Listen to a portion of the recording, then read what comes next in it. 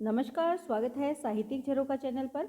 हम कर रहे हैं हिंदी साहित्य के आदिकाल के वस्तुनिष्ठ प्रश्न। तो आइए देखते हैं आज के प्रश्न। आज हम करेंगे जैन साहित्य।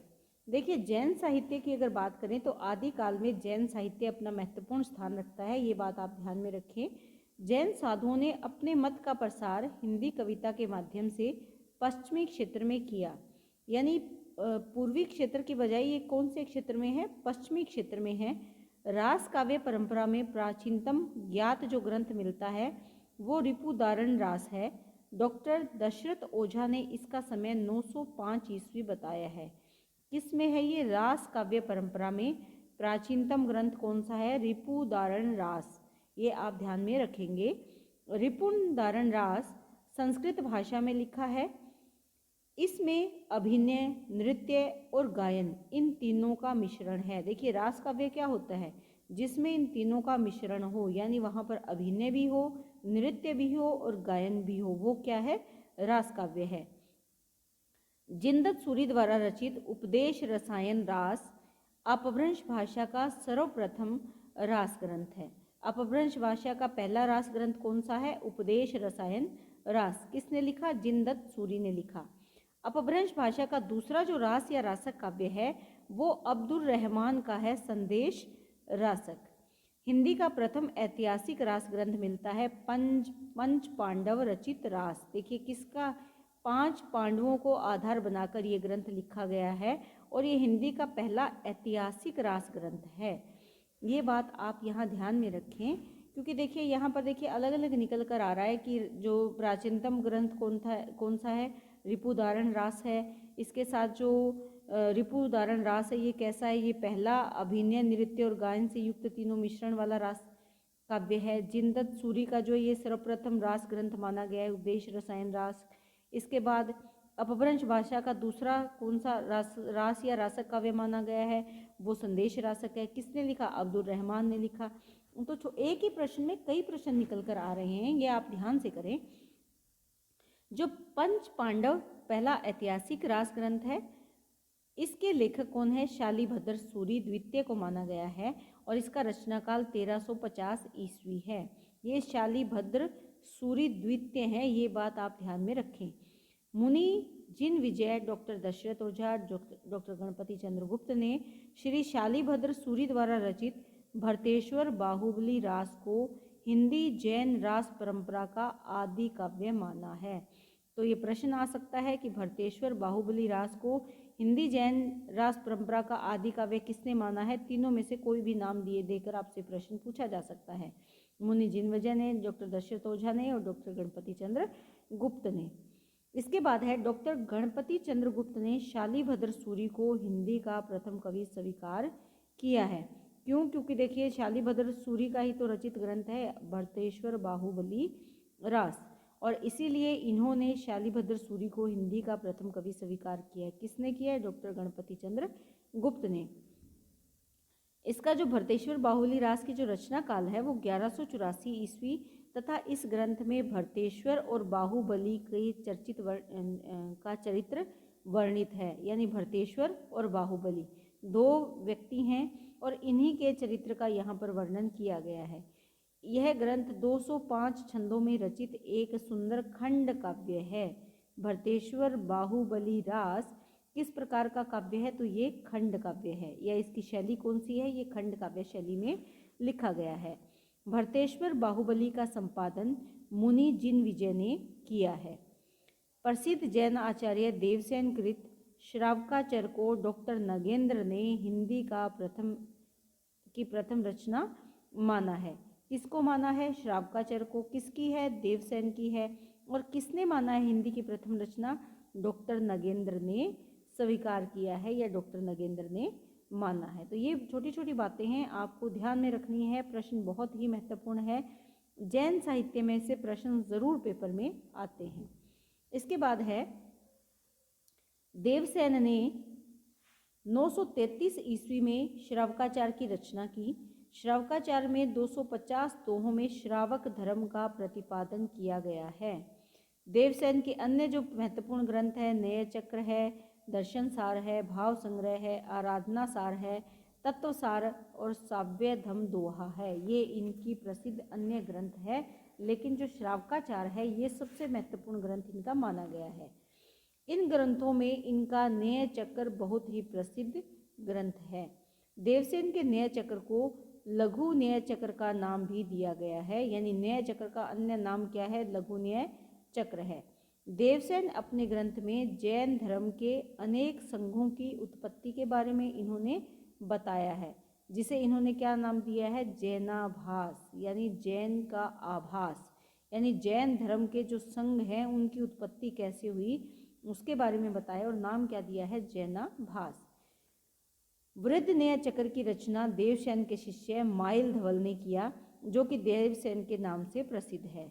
वृद्ध न्याय चक्र का वास्तविक जो नाम है वो क्या है? दव सहाव पयास है, और इसकी रचना किसने की? माइल धवल ने की है। जो दव सहाव पयास है इसका जो तात्पर्य क्या है? द्रव्य स्वभाव प्रकाश।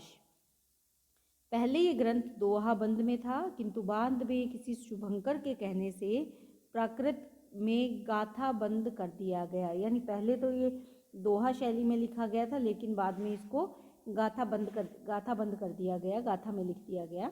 द्रव्य स्वभाव जो प्रकाश है पहले पुरानी हिंदी या अपभ्रंश भाषा में लिखा गया था, अब ये प्राकृत भाषा में मिलती है। यानी पहले इसकी रचना हुई थी पुरानी हिंदी या अपभ्रंश में हुई थी, लेकिन बाद में इसको प्राकृत भाषा में परिवर्तित कर दिया गया।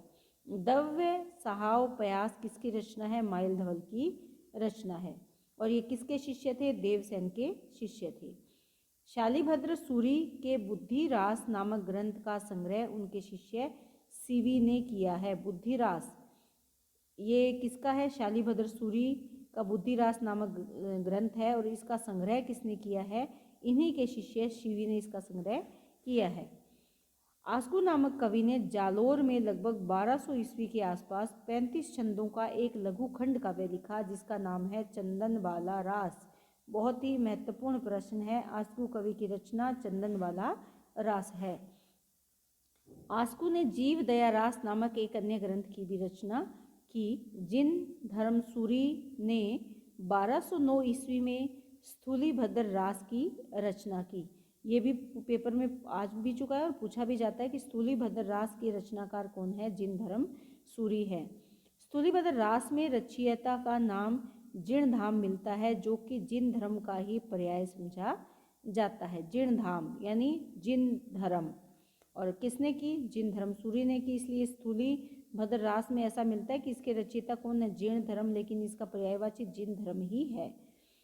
विजयसेन सूरी ने रेवंतगिरी रास की रचना 1231 ईस्वी के आसपास की है। रेवंतगिरी रास में क्या महत्वपूर्ण है कि इसमें जैन तीर्थ रेवंतगिरी तथा तीर्थंकर नेमिनाथ की प्रतिमा के महत्व का प्रतिपादन ऐतिहासिक और पौराणिक इतिवृत्त तथा प्राकृतिक सौंदर्य के आधार पर किया गया है। यानी रेवंतगिरी रास में 3 चीज़ें हैं, ऐतिहासिकता है, पौराणिकता है और प्रकृति सौंदर्य का चित्रण भी किया है। और इन्हीं के माध्यम से जो जैन तीर्थकर है रेवंतगिरी और तीर्थंकर नेमिनाथ, इन दोनों की प्रतिमा के महत्व को भी प्रतिपादित किया है। किसमें? विजयसेन सूरी ने रेवंतगिरी रास में। रेवंतगिरी रास चार कड़वकों में विभाजित है। रेवंतगिरी रास की ही भांति कवि पल्हण द्वारा रचित आबू रास, जो कि 1232 ईस्वी में लिखी गई, इसमें भी जैन के प्रसिद्ध स्थान आबू मंदिर का वर्णन किया गया है। जो आबू मंदिर है उसके सुंदरता का चित्रण इसमें किया गया है। मुनि सुमति गणी ने नेमिनाथ रास में जैन तीर्थंकर नेमिनाथ के चरित्र का वर्णन किया है। देखिए, सुमति गणी ने नेमिनाथ, और किसका? नेमिनाथ का ही, क्योंकि नाम से स्पष्ट हो रहा है। नेमिनाथ रास की रचना 1213 ईस्वी में हुई और इसमें 58 छंद हैं। चौपाई छंद में 12 मासा का वर्णन विनय चंद्र सूरी द्वारा रचित नेमिनाथ चौपाई से माना जाता है। यानी चौपाई का प्रारंभ किससे माना जाता है? चौपाई छंद का विनय चंद्र सूरी द्वारा जो लिखित है नेमिनाथ चौपाई। नेमिनाथ के बारे में वर्णन है, और किस छंद में है? चौपाई, चौपाई छंद में वर्णन है। विनय चंद सूरी की अन्य रचनाएं मल्लीनाथ महाकाव्य, पार्श्वनाथ चरित्र है। और इसके साथ देखें कल्पनी रुक्त, उवेशमाला, कहाणे छप्पे आदि है। ये किसकी रचना है? विनय चंद्र सूरी की रचना है, लेकिन ये इतनी ज़्यादा महत्वपूर्ण रचनाएं नहीं है। इसके साथ है जैन रास परंपरा के जो अन्य कवि हैं, जैसे प्रज्ञा तिलक है, कछुली रास इनकी महत्वपूर्ण रचना है, दिलहन है, गय सुकुमाल रास इनकी रचना है, सार मूर्ति है, जिन पदम सूरी, पट्टाभिषेक रास इनकी महत्वपूर्ण रचना है, अभयदेव सूरी, जयतिहर्ण इनकी महत्वपूर्ण रचना है, चंद्रमुनि पुराण रास इनकी रचना है, कन कामर मुनि महत्वपूर्ण है, करंकन चरिये इनकी महत्वपूर्ण रचना है, कवि णय नदी सुंदरसन चरियु इनकी महत्वपूर्ण रचना है, सुंदसण, जिनवल सूरी संगपट्टक इनकी रचना है, योग चंद्र मुनि योगसार इनकी महत्वपूर्ण रचना है, जिनदत्त सूरी की अगर देखिए बात करें तो इनकी चाचरी, काल स्वरूप कुल, एव एस रसायन, उपदेश रसायन इनकी महत्वपूर्ण रचना है, हरिभद्र सूरी ललित विस्तार, धुर्ताख्यान, जसहर चरियु, संबोध प्रकरण, नेमिणाह चरियु इनकी महत्वपूर्ण रचना है, सोम प्रभ सूरी बहुत इंपॉर्टेंट है, कुमारपाल प्रतिबोध इनकी रचना है, जिन पदम सूरी स्थूली भद्र फागु इनकी महत्वपूर्ण रचना है, धर्म सूरी जम्बू स्वामी रासा इनकी महत्वपूर्ण रचना है, अम्बे देव सूरी संगपति समरा रासा इनकी रचना है, और राजशेखर सूरी नेमिनाथ फाग इनकी महत्वपूर्ण रचना है। ये आप ध्यान में रखेंगे, ये महत्वपूर्ण रचनाएं हैं जो आपको बहुत अच्छे से याद करनी है। तो आज हमने जैन साहित्य के महत्वपूर्ण प्रश्न किए और उम्मीद करती हूँ कि प्रश्न आपके लिए उपयोगी सिद्ध होंगे, ऐसी मेरी कामना है।